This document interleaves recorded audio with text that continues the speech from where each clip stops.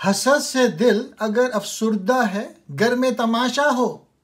کہ چشم تنگ شاید کثرت نظارہ سے واہ ہو۔ علی کہتے ہیں یہ صرف ایک خیالی مضمون نہیں بلکہ حقیقت کو ایک نہایت عمدہ پیرائی میں بیان کیا ہے غالب نے۔ جب انسان گھر کی چار دیواری میں محصور دنیا کے حالات سے ناواقف اور لوگوں کی ترقی کے اسباب سے بے خبر ہوتا ہے تو اپنی محدود جماعت میں سے کسی کو عمدہ حالت میں نہیں دیکھ سکتا، لیکن جس قدر اس کا دائرہ وسیع ہوتا جاتا ہے اسی قدر اس پر یہ بات کھلتی ہے کہ لوگوں کی یہ خوشحالی صرف اتفاق نہیں جس پر حسد و رش کیا جائے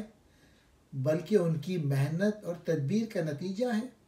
اور اس لیے انصاف اور فیاضی اس کے دل میں پیدا ہوتی ہے اور پھر وہ خود بھی کوشش کی طرف مائل ہوتا ہے اور بچائے حسد کرنے کے یا رش کرنے کے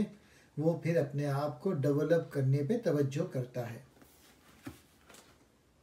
تجربے کے بعد تجھے معلوم ہوگا کہ حسد کرنا بیجا ہے۔